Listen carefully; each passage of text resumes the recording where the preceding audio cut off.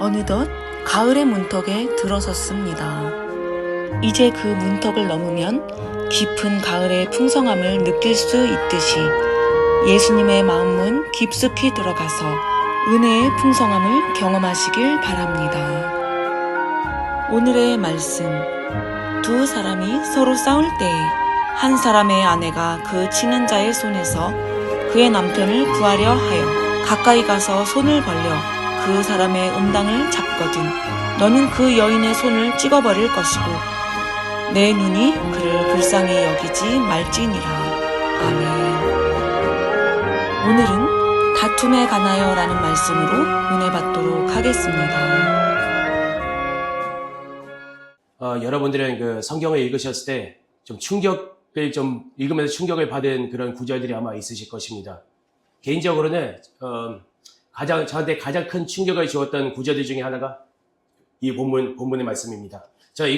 제가 그 구절에 난생 처음으로 읽으면서 이렇게 생각했어요. 와, 생각만 해도 너무한다. 어떻게 가족을 도우는 건데 어떻게 손목을 잘라버리라고 명령하신가? 자비로운 하나님이 맞으시냐? 이렇게 물어봤던 적이 있었습니다.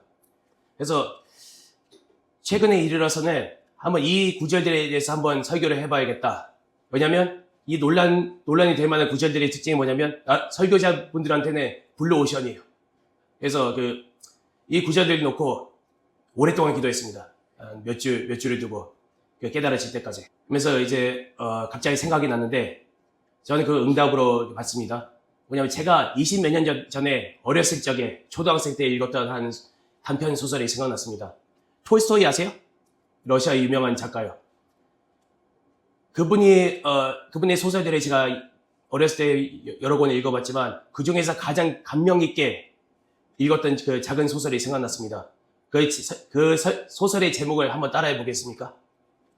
아주 중요합니다. 따라하겠습니다. 버려둔 불꽃이 집을 태운다. 무슨 내용이냐면 19세기 러시아의 어느 한 농촌에 두 사람에 대한 얘기가 나옵니다. 바로 한 명은 이반이고, 그러니까 주인공이 이반이고, 그리고 또 한 명은 그의 가까운 이웃인 가브리엘입니다. 이들의 아버지들은 원래 서로 그 가까운 친구이자 이웃으로서 서로 간에 또는 그들의 집안 간에 다툼이 일어나지 않도록 최선을 다했습니다. 문제는 가브리엘이 나중에는 소천했고, 그리고 가브리엘 아버지는 소천했고, 이반의 아버지는 나이 들어서 이제 몸져 눕게 되어서 그들의 아들들인 이반과 가브리엘이 각자의 집안을 이끌어 나가는 가장들이 되었습니다. 그때부터 문제가 시작된 것이죠. 어느 날 이반 집안에 있던 한 암탉이 가브리엘의 농가로 도망간 거예요. 거기서 알을 낳았다고 이반의 며느리는 믿었습니다. 왜냐하면 암탉이 알을 낳았을 때 그 특유의 울음소리를 낸다고 합니다. 그 울음소리를 듣고 우리 집의 암탉이 그 가브리엘 집에 가서 달걀을 낳았구나. 근데 지금 너무 바쁘니까 나중에 가야지. 이런 생각을 하면서 나중에 뒤늦게 그 가브리엘의 농가로 갔습니다. 문제는 계란이 없는 거예요. 마침 거기에 그 가브리엘의 어머니가 늙은 노파가 있었는데 물어봤습니다. 여기에 계란이 있었던 거 같은데 어디 있냐고 물어보니까 가브리엘의 어머니가 좀 기분 나쁘게 말을 했어요. 어머머머, 우리 집안 사람들은 당신네들처럼 남의 집에 가서 물건을 찾지 않는단다. 이렇게 말을 하니까 며느리가 좀 화가 난 거예요. 그러니까 이반의 며느리가 화가 난 거예요. 언제 말씀드리지만 물론 가브리엘의 어머님도 좀 잘못한 게 있죠. 말이 기분 나쁘게 했으니까. 근데 며느리한테 제가 하고 싶은 말이 좀 양보하면 안 되냐 이거예요. 좀 손해보면 안 되냐. 이반의 집안은 잘 살거든요. 오늘날 치면 빵빵한 중산층이란 말이에요. 계란 하나 양보하는 게 뭐가 손해가 납니까? 그런데 며느리가 이제 화가 나가지고 서로 이제 말다툼하기 시작했어요. 가브리엘의 어머님은 무슨 젊은 것이 이렇게 무슨 말이 이렇게 막대 먹었냐 그러고 서로 이렇게 말싸움을 하는 거예요. 결국 양가 집안에 여자들이지 않습니까? 이반의 아내하고 가브리엘의 아내들 여러 여자들이 이제 모여가지고 서로 막 말다툼을 시작하는 거예요. 싸움이 크게 번지자 결국은 이반하고 가브리엘의 귀에 들어간 거예요.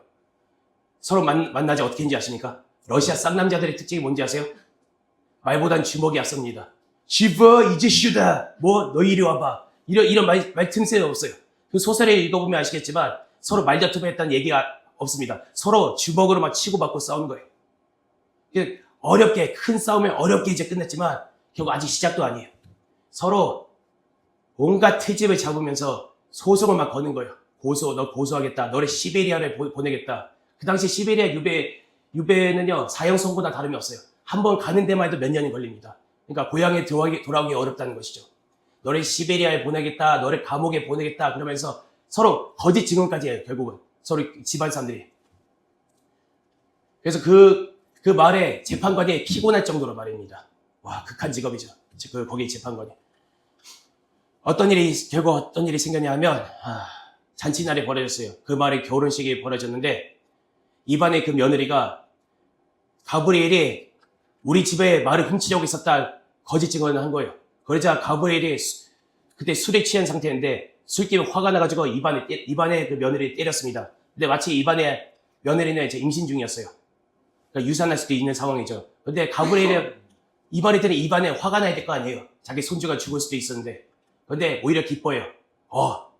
이제 가브리엘을 시베리아에 보낼 수 있는 절호의 찬스다 해가지고 재판관이 가가지고 그를 고발해 버립니다. 다행히도 이반의 손주는 멀쩡했어요. 그러니까 유산했다는 증거는 없었습니다. 다행히도. 이반에 화가 났어요. 오히려 가브리엘이 시베리아를 못 보내니까 오히려 그 재판관은 가브리엘을 태형 20대에 처합니다. 근데 가브리엘이 얼굴이 막 창백해져요. 그동안 자기가 매를 맞아본 적이 없었기 때문에. 그래서 그때 도리키스를 원한을 품게 됩니다. 이반의 아버지는 그때 그 처음에 싸움 날 이후로부터 계속 제발 화해해라, 용서해라. 예수 그리스도께서 용서하셨던 것처럼 제발 용서해라.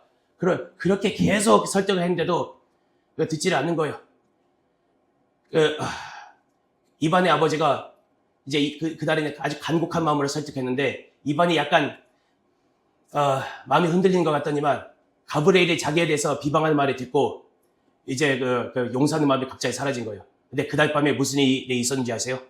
이반이 밖에 길을 걷다가 가브리엘이 이반 자신의 집에 농가에 불을 붙이는 것을 봤어요. 여러분이 어떻게 하시겠어요? 불꽃이 이제 작은 불꽃이 보인단 말이에요. 빨리 가서 꺼야 될 거 아니에요. 그런데 이반은 화가 나가지고 가브리엘부터 먼저 찼습니다. 뒤쫓아가지고 때리려는데 가브리엘이 나무 몽둥이로 그를 때려가지고 기절시켜요. 그래서 그동안 불꽃이 어떻게 되겠어요? 퍼져가지고 이반의 집과 농가와 전 살림 물론이고 가브리엘의 집과 살림 그리고 이 마을의 절반을 태워버렸어요. 크게 번진 것이죠. 이반의 아버지는 겨우 살아남아가지고 겨우 구출돼가지고 그 충격을 인해 이제 죽게 되었어요. 그래서 이반에게 유언으로 이렇게 말했어요. 이반아, 가브리엘이 불을 질렸다는 것을 고발하지 말거라. 잊어버리고 용서하거라. 제발 화해하거라 하고 눈을 감아요. 이제서야 이반에 눈물을 흘리면서 청개구리 같이 그제서야 아버지 말을 듣고 이반하고 이제 가브리엘하고 화해를 하고 이제 다시 살림을 다시 이렇게 세워줍니다. 둘이 힘을 합해가지고 그런 내용입니다. 여기서 우리가 봐야 될 것이 뭐냐면 이반과 가브리엘은 집안을 책임지는 어엿한 가장들로서 이 여자들이 다툼이 났을 때 먼저 다툼을 멈추고 양쪽 말을 우선 냉정하게 들어보고 어떻게든 중재를 하고 서로 화해하도록 했어야 했습니다. 그죠? 그런데 특히 남자들의 특징이 뭔지 아세요? 여자들한테 약해요. 특히 가족에 있는 여자들한테 약해요. 자기 어머니, 딸, 아니면 며느리, 자기 여동생, 누나 이렇게 그들의 말에 약해요. 그래가지고 이성을 잃어가지고 이런 사단이 난 것이죠. 가족부터 편들어가지고요. 이와 같이 이 본문에 잠깐 틀어주시겠어요? 죄송합니다. 이 본문에 나오는 여자도 먼저 싸움을 멈추고 말리고 이 남자들로 하여금 주 안에서 기도하고 서로 화해하도록 노력했어야 하는데 먼저 가족부터 편들어가지고 남편과 싸우는 그 남자의 고안을 잡아당겨가지고 잡아당겼던 것이에요.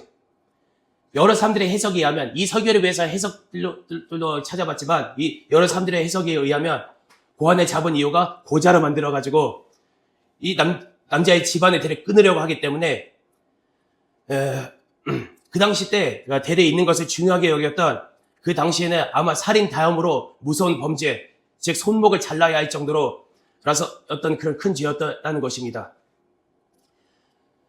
그뿐 아니라 이런 상황이 만약 계속된다면 이스라엘 민족은 가족들 간의 다툼으로 인해서 아마 내전이 벌어졌을 것이 아닌가 저는 또 봅니다. 예. 여러분, 여러 민족들이 있지 않습니까? 특히 시칠리아, 그중에서 시칠리아, 알바니아, 체첸 그런 민족들의 특징이 뭔지 아세요? 그들이 발전하기 어려운 이유가 뭔지 아십니까?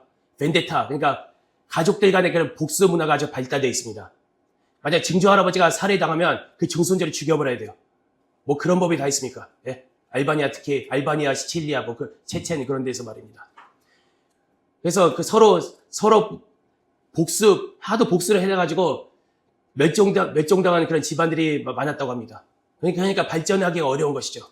이런 사태를 막기 위해서 하나님께서 이런 명령을 하지 않으셨는가 그런 생각을 합니다. 그러므로 우리는 다툼에 있어서 어떻게 해야 될 것인가? 자, 첫 번째, 우리는 하나님의 자녀들로서 어떻게든 서로 다투지 않도록 노력을 해야 합니다. 그러니까 진리에 관한 것 빼고는 예수 그리스도는 주신 얘기나 예수 그리스도만이 생명의 길입니다. 이런 진리 제외하고는 어떻게든 할 수만 있으면 서로 양보하고 서로 져주고 서로 용서하고 서로 경청해야 합니다. 그죠? 이렇게 해가지고 어떻게든 다툼이 나는 걸 막아야 합니다. 물론 다툼이 될 만한 원인들이 있을 수도 있죠. 어떻게 비방을 받는다거나 그러면 다툼이 생길 수도 있지 않습니까? 여러분, 예수님만큼 이렇게 억울하게 비방을 당하신 분이 어디에 계십니까? 그분도 할 말이 많으실 것입니다. 어떤 사람이 자기를 은 30냥을 주고 팔았다. 저 사람은 나를 3번이나 부인했다. 얼마나 말이 많으십니까? 그런데도 불구하고 그분은 침묵하시고 다 용서하셨습니다. 우리도 예수 그리스도를 본받아가지고 용서하고 참으시는 성도들이 됩시다. 자, 두 번째, 만약 다투게 되면 다툴 수도 있습니다. 제가 거기 가지고 뭐라고 그러지 않습니다. 어떤 선교사님이 이렇게 말씀하셨죠. 선교사들 분들 중에서 모든 것을 다 내려놓고 예수님의 복음을 전하기 위해서 선교를 떠나시는 분들이 계시지 않습니까? 그런 분들의 특징이 뭐냐면 서로 싸운답니다. 예, 예수님의 제자들도 다 버려두고 예수님을 따랐지만 또 그들끼리도 또 싸웠습니다. 누가 제일 크냐고. 영적으로 성숙하기 이전에 사도 바울도 바나바하고 또 싸운 적이 있습니다. 그런데 이런 싸움이 생기면 최대한 빨리 화해하십시오.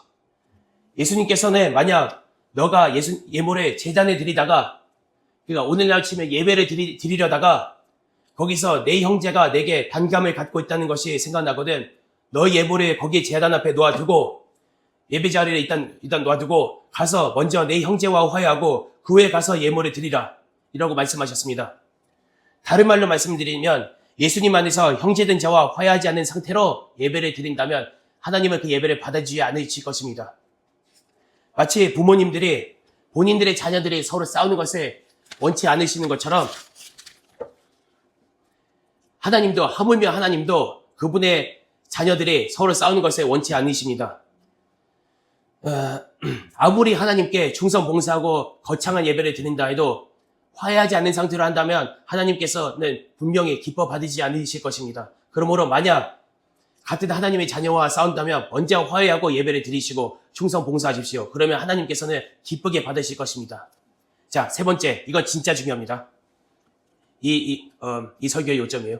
만약 여러분이 주 안에서 형제된 자들이 서로 싸우는 것을 만약 보신다면 더 커지기 전에 빨리 말리시고 화해하는 최대한 속히 싸움을 중지시키고 주 안에서 서로 화해시키십시오.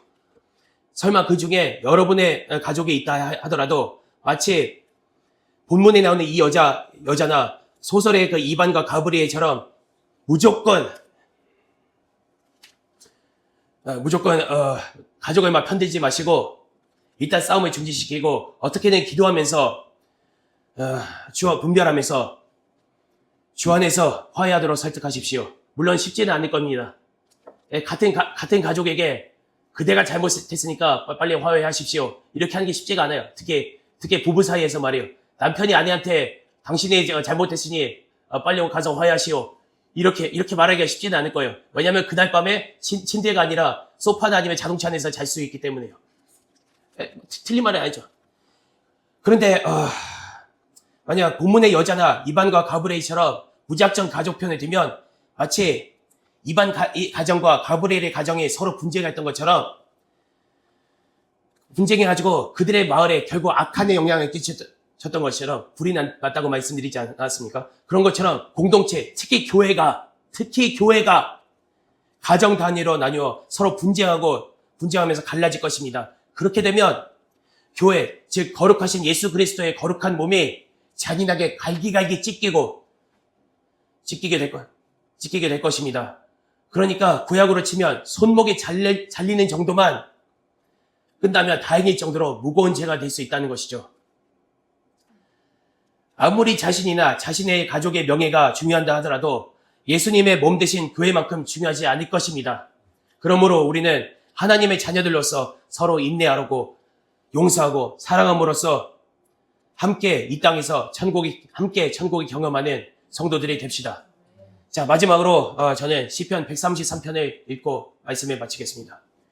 형제가 연합하여 동거함이 어찌 그리 선하고 아름다운고 머리에 있는 보배로운 기름이 수염 곧 아론의 수염에 흘러서 그 옷깃까지 내림 같고 헐본의 이슬이 시온의 산들의 내림 같도다. 거기서 여호와께서 복을 명하셨나니 곧 영생이로다. 아멘. 기도하겠습니다.